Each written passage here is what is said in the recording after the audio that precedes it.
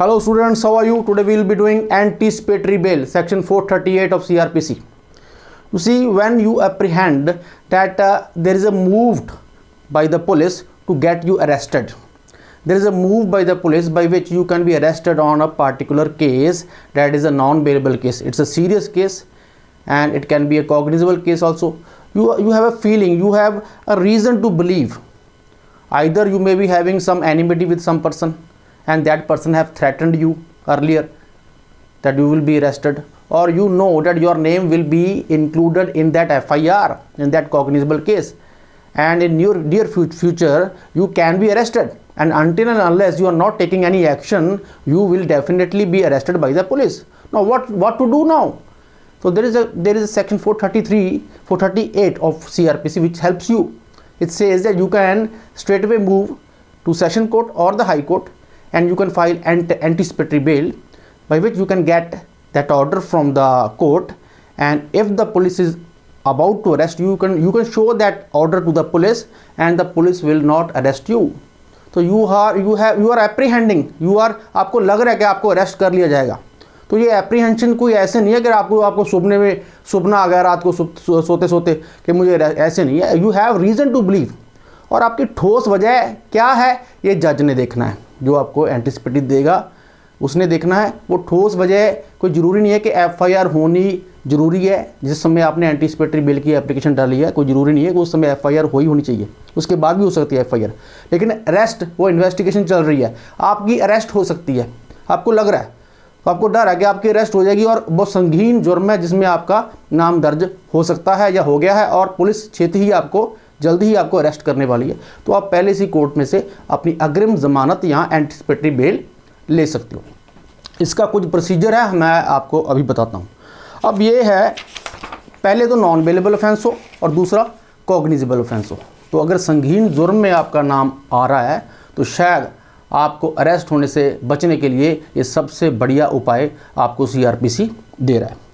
लेकिन ये मैं आपको बताना चाहता हूँ कि सेशन कोर्ट और हाई कोर्ट, ये दोनों कोर्ट्स हैं जिनके पास ये एंटिसिपेटरी बेल देने का ऑर्डर है, और कोई भी कोर्ट इसको नहीं दे. इवन सुप्रीम कोर्ट भी दे सकती है, लेकिन CRPC स्पेसिफिकली मेंशन कर रही है कि session courts and high court, they have the power to grant anticipatory bail.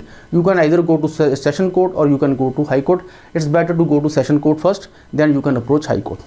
We will be doing that later on.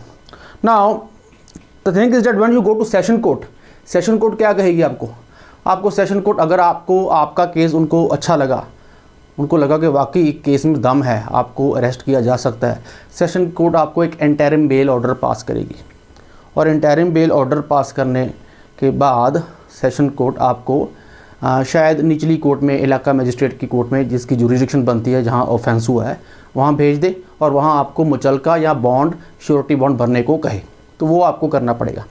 जैसे सेशन कोर्ट ने कहा है, जैसे हाई कोर्ट ने कहा, वो आपको वैसे ही श्योरिटी बॉन्ड भरना पड़ेगा. अब बात यह है कि सेशन कोर्ट आपकी एप्लीकेशन को रिजेक्ट कर सकती है, बिल्कुल कर सकती है.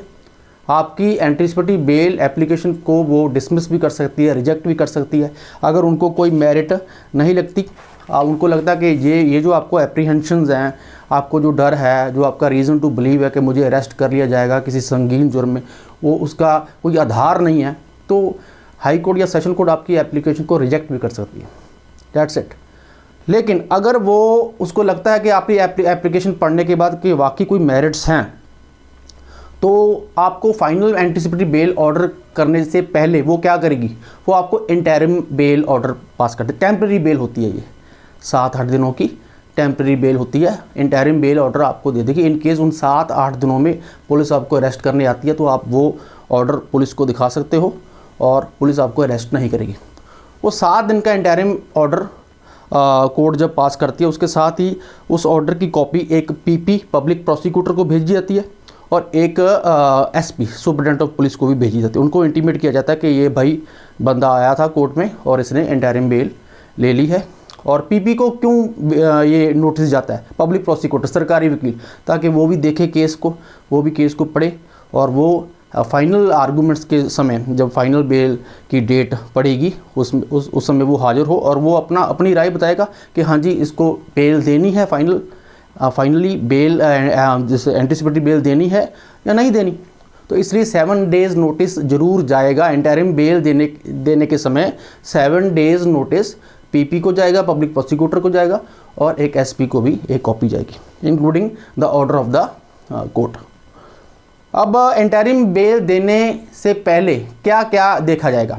पहले तो ये देखा जाएगा क्या कितने गंभीर आरोप हैं उसके ऊपर, जो उसको लग रहा है एप्लीकेंट को कि मेरे ऊपर ये चार्जेस हैं या ये चार्जेस लगाए जाएंगे जिसके बिना पे मुझे अरेस्ट किया जाएगा, क्या वो वाकई गंभीर हैं, ग्रेव हैं, ये देखा जाएगा। और इस बिना पे उसको शायद इंटरिम बेल दे दी जाए या ना दी जाए। उसके बाद है अगर गंभीर आरोप हैं शायद ना दी जाए, तो डिपेंड करता है।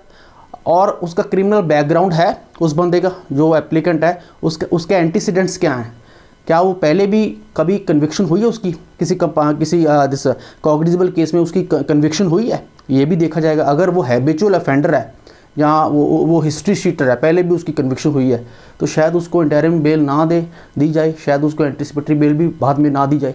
तो ये बात है। अगर इंटरिम बेल नहीं दी जाती तो एंड में फाइनल बेल की तो कोई बात ही नहीं है। उसके बाद है क्या वो भाग सकता है, is he able to flee, is he able to run away from the clutches of justice, क्या भागने का इरादा तो नहीं है, ऐसे ना हो इंटरिम बेल ले जाए और बाद में भाग जाए वो, ठीक है ना, ऐसे तो कोई बात नहीं है। वैसे उसका पासपोर्ट वगैरह कोर्ट कस्टडी में ले सकती है, और वो बाद में बताएंगे जो कंडीशंस लगती हैं फाइनल बेल के समय, कुछ डायरेक्शंस और कंडीशंस लगती हैं, वो कंडीशंस उसको निभानी पड़ेगी उस एप्लीकेंट्स को। अब तो इंटरिम बेल की बात कर रहे हैं। और अगला देखेगी कोर्ट के जो उसको लग रहा है कि मेरे ऊपर ये गंभीर आरोप लग रहे हैं या मेरे ऊपर गंभीर और आरोप लगाए जाएंगे जिसके बिना पे मुझे अरेस्ट कर लिया जाएगा, क्या वो सिर्फ उसको ह्यूमिलेट करने के लिए गए हैं, क्या उसको सिर्फ उसको इंजरी करने के लिए, क्योंकि जिसकी उसके साथ नहीं बनती, जो भी उसका राइवल है, शायद उसकी समाज में बेइज्जती करने के लिए उसको फंसा रहा हो, शायद एप्लीकेंट बिल्कुल सही कह रहा हो, शायद ये क्रिमिनल नहीं है, इसका बैकग्राउंड, इसके एंटीसीडेंट्स बिल्कुल सही है, इसको लग रहा है कि मेरी समाज में इज्जत मान है और मेरी इज्जत मान को ख़राब करने की कोशिश की जा रही है, मुझे ह्यूमिलेट करने की कोशिश की जा रही है, मेरे कैरेक्टर को इंजर करने की कोशिश की जा रही है ताकि मुझे पुलिस आके पकड़ ले और मेरी समाज में मेरा जो है मुझे ह्यूमिलेशन हो।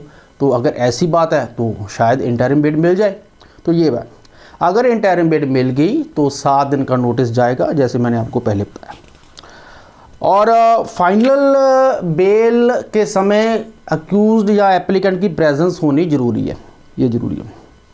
उसके बाद फाइनल बेल का ऑर्डर आ गया, 7 दिन बाद पीपी भी आ गया, पब्लिक प्रोसिक्यूटर भी आ गया, ये एप्लीकेंट भी अपना वकील लेके आएगा। तो फाइनल ऑर्डर के समय आर्गूमेंट्स वगैरह दोनों साइड्स की होंगी, पीपी का भी सुना जाएगा, इसका एडवोकेट भी सुना जाएगा। उसके बाद उसमें अगर हाँ कर दी, कोर्ट ने कहा कि हाँ इसको एंटीसिपेटरी बेल दे देते हैं, he have got the order of anticipatory bail, final order मिल गया, तो उस पर कुछ शर्तें लगा सकती है कोर्ट। पहली शर्त, जैसे कि जब भी पुलिस ने इन्वेस्टिगेशन या इंटरोगेशन करनी है थाने में आपको हाजिर होना पड़ेगा, अगर नहीं तो आपकी बेल कैंसिल कर दी जाएगी। दूसरी शर्त है वो आप डायरेक्टली और इनडायरेक्टली किसी भी गवाह को थ्रेट नहीं करोगे, उसको कोई लालच या कोई उसको इंड्यूसमेंट या उसको प्रॉमिस करने की कोशिश नहीं करोगे, आप एविडेंस को छेड़ने की कोशिश नहीं करोगे, आप पुलिस की इन्वेस्टिगेशन में दखल देने की कोशिश नहीं करोगे। जब भी पुलिस ने आपको बुलाया आपको जाना पड़ेगा, आपको हाजिरी लगवानी पड़ेगी, ठीक है। तो पुलिस की इन्वेस्टिगेशन में आपने दखल नहीं देना। उसके बाद आप इंडिया को छोड़ के नहीं जाओगे, और इसके लिए जैसे मैंने आपको पहले भी बताया उसका पासपोर्ट भी कोर्ट रख सकती है अपने पास। और अगला एक शर्त और लगा सकती है कि आपने कोई ऑफेंस नहीं कमिट करना, सिमिलर ऑफेंस जैसे ये ऑफेंस है जो शायद आपने किया हो, क्योंकि अभी तो एक्विजिशन उसको लग रहा है कि मुझे फंसा लिया जाएगा, तो कोर्ट उसके ऊपर शर्त लगा सकती है कि ये ऑफेंस ऐसा सिमिलर ऑफेंस दोबारा आपने नहीं करना। अब ये ऑफेंस इसने किया है या नहीं किया ये तो ट्रायल की बात है ना, लेकिन कोर्ट शर्त लगा सकती है कि आप दोबारा किसी ऑफेंस में आपका नाम नहीं पाया जाएगा, अगर दोबारा पाया गया तो आपकी ये बेल कैंसिल हो जाएगी, ये एंटीसिपेटरी बेल कैंसिल हो जाएगी। कैंसिल करने की पूरी ताकत है सेशन कोर्ट को और हाई कोर्ट को, 439 क्लॉज 2 में CRPC आप पढ़ेंगे आपको पता लग गया। अब एंटीसिपेटरी बेल दी क्यों जाती है, इसका ऑब्जेक्ट क्या है, इसका क्या ऑब्जेक्ट है, क्या इसका मंतव्य है। एक केस है HDFC bank limited versus JJ मनन ईयर 2010। तो ये एचडीएफसी बैंक में कहा गया कि इसका एंटीसिपेटरी बेल देने का जो ऑब्जेक्ट है, जो मंतव्य है, वो ये है कि किसी को हरास ना किया जाए, किसी को ह्यूमिलेट ना किया जाए। समाज में हर एक की अपनी एक इज्जत होती है, मान होता है। जस्ट किसी के साथ कोई दुश्मनी चल रही है, कोई ग्रज है, कोई पर्सनल वेंडेटा है, और वो अपनी भड़ास कैसे निकालता है, उसको झूठे मुकदमों में फंसा के। ज़्यादातर ऐसे होता है, बड़े बड़े जो लोग हैं, बड़े बड़े जिनका इन्फ्लुएंशियल पर्सन्स हैं, तो वो अपने राइवल्स के साथ ऐसे ही करते हैं। वो क्या करते हैं, उनको किसी ना किसी झूठे मुकदमे में फंसा देते हैं, ताकि वो एंड में पता होता है मुकदमा तो झूठा ही है। कोर्ट में, ट्रायल में तो वो केस वो हार ही जाते हैं, क्योंकि ट्रायल में तो एविडेंस के बेस पे एविडेंस होता नहीं, लेकिन फ़िलहाल उसकी अरेस्ट तो करवा देते हैं ना। वो उसकी समाज में इज्जत, जो मान होता है, वो तो गई ना सब, एक बार अरेस्ट हो गया।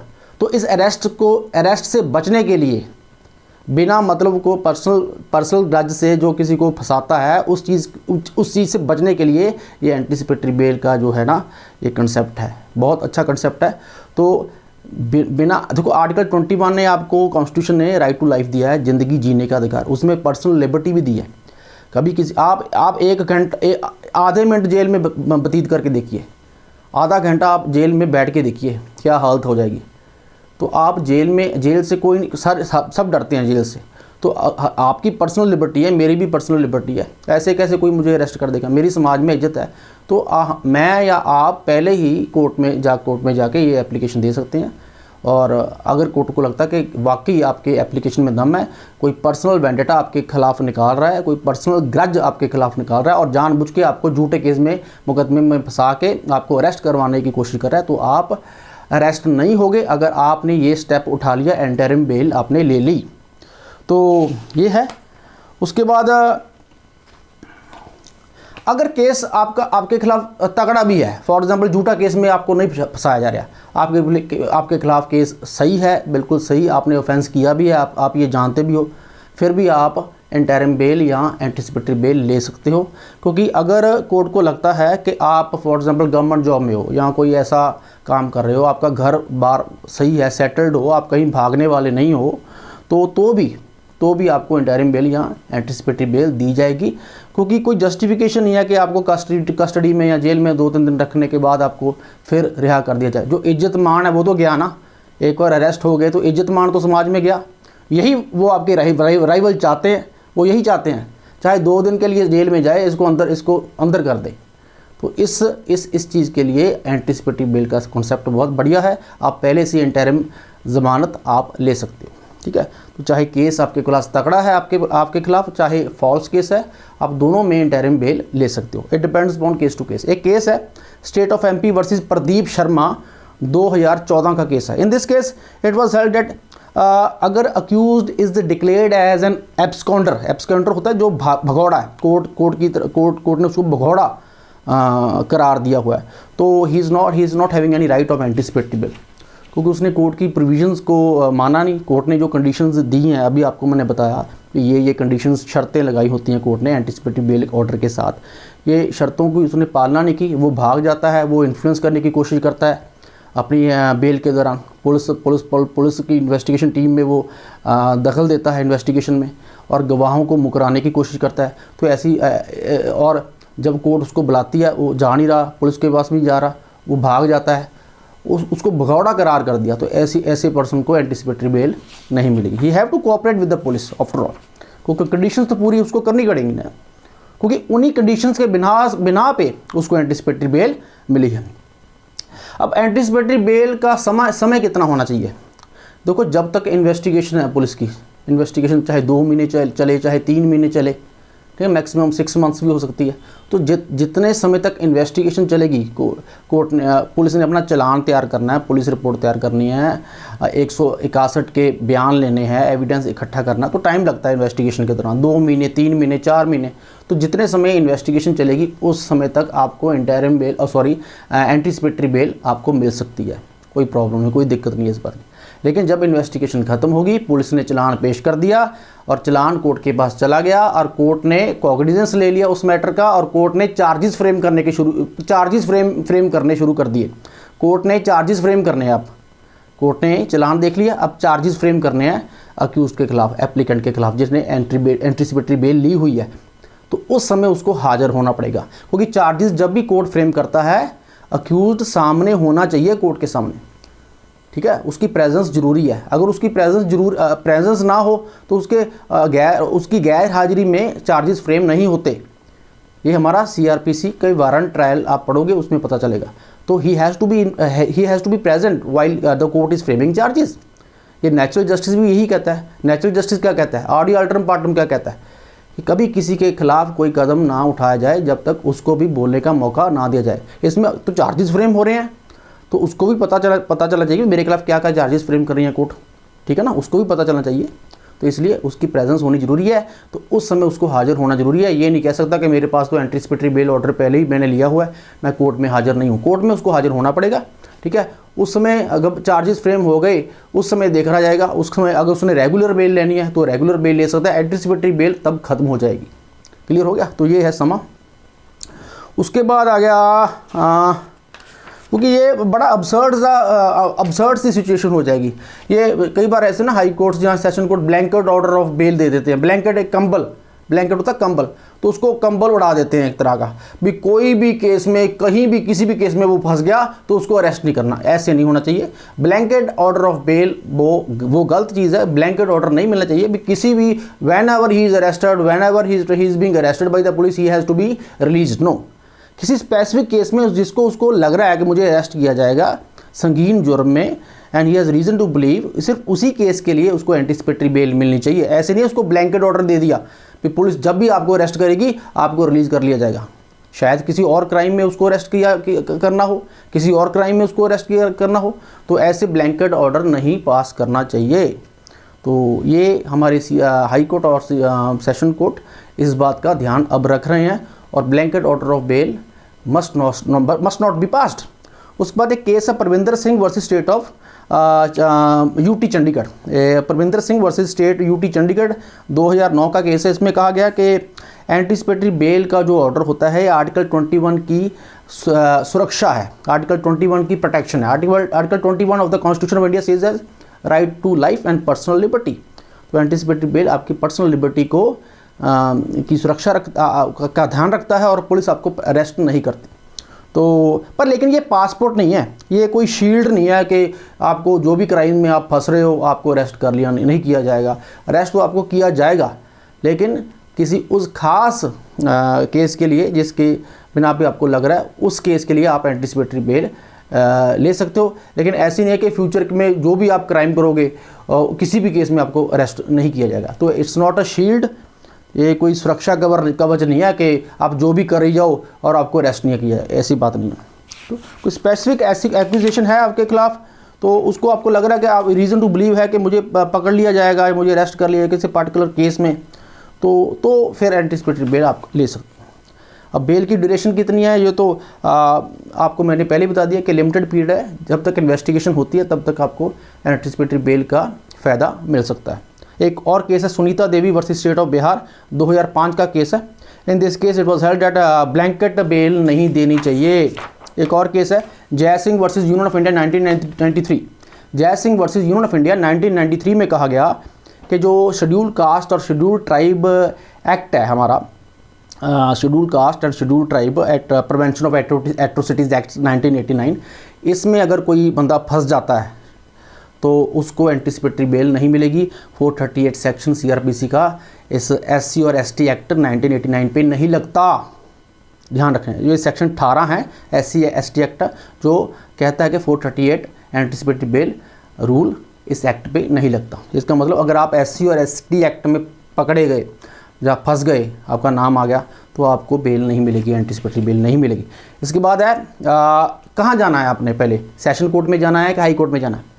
तो बेटर है कि आप सेशन कोर्ट जाएं। वैसे कोई ऐसा कोई रूल नहीं है कि आप हाई कोर्ट नहीं जा सकते, पहले आप हाई कोर्ट भी पहले जा सकते हो, आप सेशन कोर्ट भी जा सकते हो, लेकिन it depends upon case to case. तो इसमें अगर एक्सेप्शनल सर्कमस्टांसेस हैं तो आप हाई कोर्ट भी सीधा जा सकते हो। अगर बहुत ग्रेव केस है और बहुत आपको थ्रेट लग रहा है आप हाई कोर्ट भी जा सकते हो, लेकिन नहीं तो आपको सेशन कोर्ट पहले जाना चाहिए। तो अगर सेशन कोर्ट ने आपकी रिजेक्ट कर दी फिर आप हाई कोर्ट जा सकते हो। लेकिन ज़्यादातर क्या होता है कि जब सेशन कोर्ट ने आपकी इंटरिम या एंटिसिपेटरी बेल नहीं दी आपको, तो आप सेशन हाई कोर्ट जाते हो, तो हाई कोर्ट भी आपकी जो बेल है इसको रिजेक्ट कर देगा, क्योंकि सिमिलर सर्कमस्टांसिस है, सिमिलर सिचुएशन है, सेम पार्टीज़ हैं। अब सिचुएशन तो चेंज नहीं हुई ना, सर्कमस्टांसिस भी चेंज नहीं हुए, वही केस है।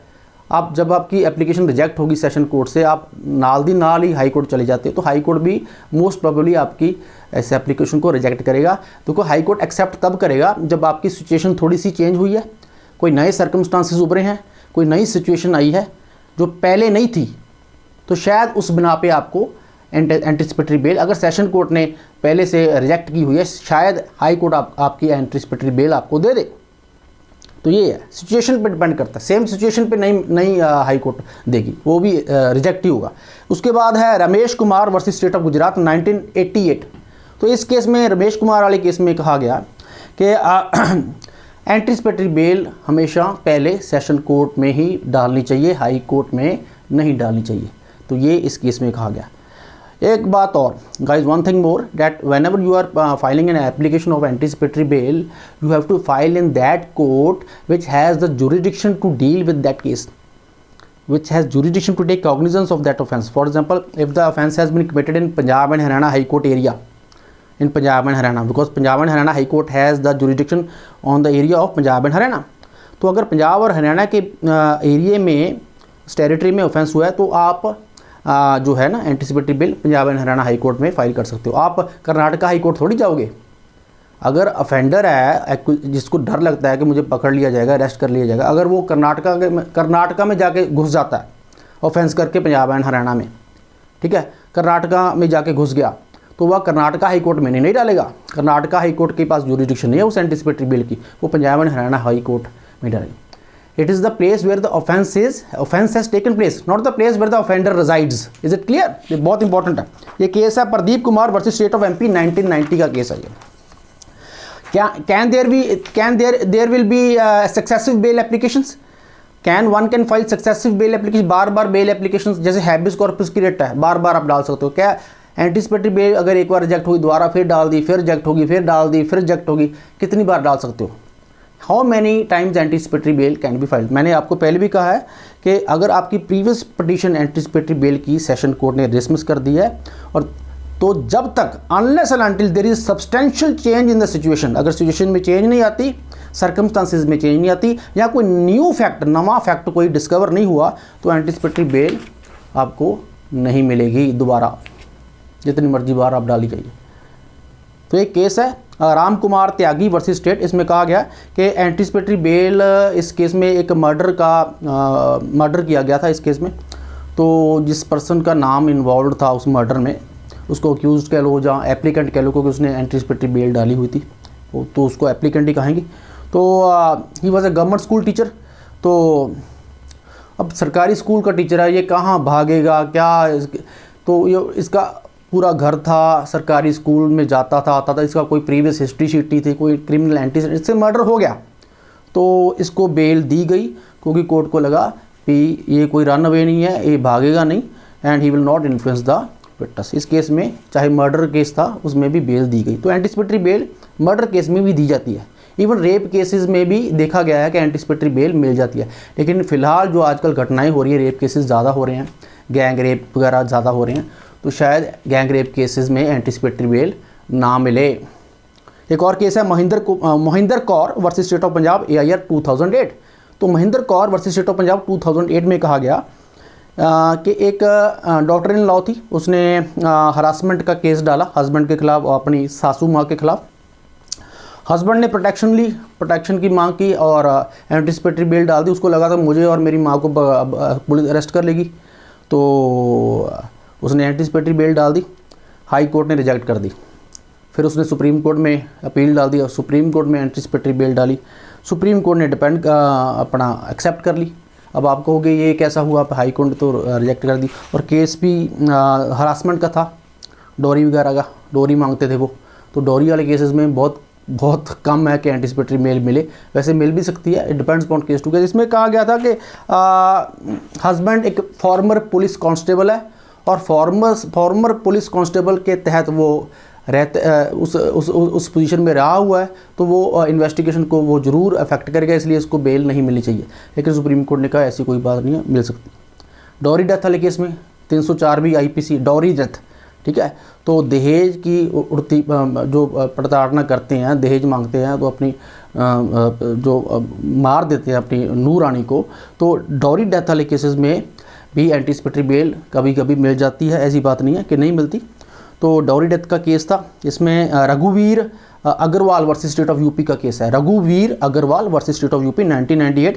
इसमें कहा गया कि हाई कोर्ट ने एंटीसिपेटरी बेल दे दी थी 304(20) में, और लेकिन सुप्रीम कोर्ट ने उसको सेट साइड कर दिया, क्योंकि हाई कोर्ट ने जब एंटीसिपेटरी बेल दी उस समय उस एंटीसिपेटरी बेल में रीजंस नहीं लिखे थे कि किस बना पे या किस ग्राउंड पे एंटीसिपेटरी बेल दी जा रही है। इस बारे में कुछ तो it should be a speaking order, where is high court order और supreme court order.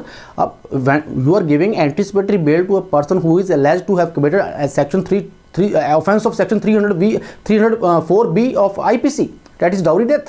So it's a serious crime. So if you are giving anticipatory bail to this type of person, so you have to give some reasons for that. The High Court didn't give any reason for that. So Supreme Court cancelled his anticipatory bail, and he was not granted any anticipatory bail, because High Court has to give some reasons for that. Why it is giving anticipatory bail? Reason, speaking order होना चाहिए। उसके बाद MP Lohia versus state of West Bengal 2005। MP Lohia versus state of West Bengal 2005। तो इस case में कहा गया कि अगर इसमें क्या हुआ, एक यंग वाइफ थी, उसने सुसाइड कमिट किया अपने पेरेंट्स के घर में जाके, उसने सुसाइड कमिट कर लिया। पहले अपने हस्बैंड के घर थी, जब वापस आई अपने पेरेंट्स के घर में जाके उसने सुसाइड कमिट कर लिया। तो उसके पेरेंट्स ने, उस लड़की के पेरेंट्स ने एलिगेशंस डाले उसके इन लॉज के खिलाफ कि उन्होंने डोरी मांगी थी, इसलिए हरासमेंट की गई है, और ये डोरी डेथ